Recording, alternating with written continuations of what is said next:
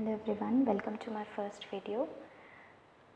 This video and all the upcoming videos that will be uploaded on this channel will be related to the concepts of biology in detail. So this channel is for all the students of class 10th and all my friends who are preparing for some exam and who need clarity on biological concepts in a simplified manner. So we are starting with class 10th, life processes. Since this is an introductory video, I'll tell you how we are going to go for reading and understanding the concept. There are three things which we are going to do. We are going to read, we are going to underline and note down. Reading is very important, like as you can see over here, the content is related to the introductory part of life processes. So first thing that you are going to do now is you are going to pause the video, take out an NCERT textbook of class 10 and read at least the first 2 pages, ताकि आपको पता हो कि हम बात किस बारे में कर रहे हैं.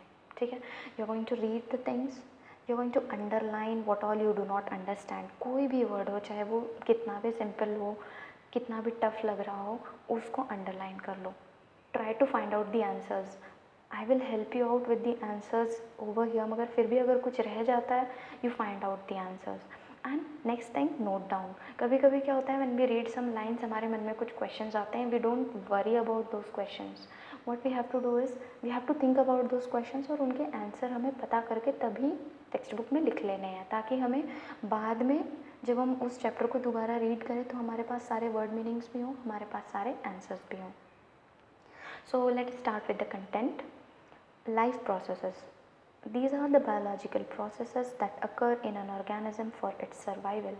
सभी लिविंग ऑर्गेनिजम्स को सर्वाइव करने के लिए, ज़िंदा रहने के लिए कुछ प्रोसेसेस की ज़रूरत होती है जो उनकी बॉडी में कंटिन्यूसली चलते रहते हैं. उन प्रोसेसेस को, उन बायोलॉजिकल प्रोसेसेस को हम लोग लाइफ प्रोसेस कहते हैं. There are some features that are common for all life processes. Life processes occur in all living beings, चाहे वो प्लांट हो, एनिमल्स हो, ह्यूमन बींग्स हो, माइक्रो ऑर्गेनिजम्स हो, बिग एनिमल्स हो, all of them have got life processes in their body. Energy is required for a life process to happen.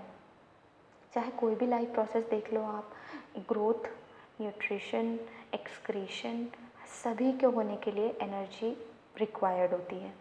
Okay, complexity of processes differs in unicellular and multicellular organisms. Unicellular organisms वो organisms होते हैं जो एक cell से बने हुए होते हैं. Multicellular organisms are made up of many cells joined together. So obviously अब क्योंकि दोनों के स्ट्रक्चर में फ़र्क है, दोनों के साइज़ में फ़र्क है, रहने के तरीके में फ़र्क है, तो उनके लाइफ प्रोसेसेस में भी बहुत ज़्यादा डिफरेंस होगा. So the complexity of processes means हर ऑर्गेनिज्म में होने वाले life processes simple to complex vary करते हैं. हो सकता है किसी ऑर्गेनिज्म में फूड इनटेक और डाइजेशन का प्रोसेस बहुत ही सिंपल हो, जैसे अमीबा, या फिर it can be very complicated having multi stepped process, जैसे कि ह्यूमन बींग्स में होता है. ठीक है, so these 3 are the features of life processes. Now there are some life processes which take place in all the organisms. For example nutrition, excretion, respiration, transportation. हम ऐसा कह सकते हैं कि इन प्रोसेसेस के होने की वजह से ही हम किसी लिविंग ऑर्गेनिज्म को लिविंग कहते हैं, या फिर उनके सर्वाइवल में ये सारे प्रोसेसेस बहुत ही इंपॉर्टेंट हैं. अगर इनमें से कोई एक भी ऐसा प्रोसेस हो जो स्टॉप हो जाए, तो बाकी सारे प्रोसेसेस मिलके उस ऑर्गेनिज्म को सर्वाइवल में हेल्प नहीं कर पाएंगे. ओके, आई होप यहाँ तक क्लियर हो गया होगा. So let us start with the first life process, that is nutrition. Nutrition is the process of intake of food for nutrients. हम फूड को लेते हैं ताकि हम उसमें से न्यूट्रिएंट्स को एक्सट्रैक्ट कर सकें. अब न्यूट्रिएंट्स क्या है? Nutrients are the components of food that help in growth and maintenance of living body.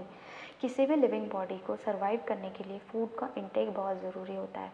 Food का इंटेक ज़रूरी इसलिए है because food has got nutrients. ये ऐसे कंपोनेंट्स होते हैं जो किसी भी ऑर्गेनिज्म के ग्रोथ और मेंटेनेंस में हेल्प करते हैं. न्यूट्रिशन क्यों इम्पॉर्टेंट है? It is required for energy, it is required for growth and it is required for the maintenance of state of order. हमारी बॉडी के एक कंटिन्यूस इक्विलिब्रियम में रहने के लिए न्यूट्रिशन का बहुत बड़ा इंपॉर्टेंट रोल होता है. On the basis of organisms, there are 2 kinds of nutritions. Autotrophic and heterotrophic. अगर हम इन वर्ड्स को ब्रेक कर दें तो ऑटो का मतलब होता है सेल्फ, ट्रोफिक एक वर्ड से लिया गया है जो है ट्रोफोस। ट्रोफोस का मतलब होता है नरिशमेंट, मतलब ऐसे ऑर्गेनिजम्स जो अपना नरिशमेंट खुद तैयार कर सकते हैं। Heterotrophic, hetero means from others and trophos means nourishment, ऐसे ऑर्गेनिजम्स जो अपना नरिशमेंट किसी और से लेते हैं उन्हें हेटेरोट्रोफिक कहते हैं। नाउ इन दोनों के बीच में बेसिक डिफरेंस क्या है?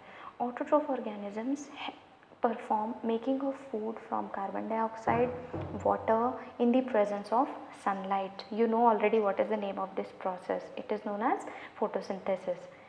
किस फॉर्म में फूड बनता है? कार्बोहाइड्रेट की फॉर्म में. They use it for energy and whatever is left out is stored in the form of starch. For example, plants. Plants are autotrophic organisms.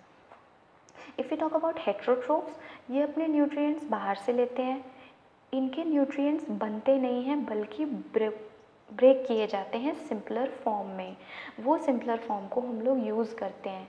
Still if unused उसको हम लोग store करते हैं in the form of various other components like glycogen या फिर triglycerides. जैसे कि animals heterotrophic होते हैं, हम हेटेरोट्रोफिक हैं. So if we talk about life processes, they are really important, extremely important for the organisms. In this video we have talked about the basic concept of the first life process, that is nutrition. In the upcoming videos we are going to take part by part all the concepts in detail. See you in the next video. Thank you.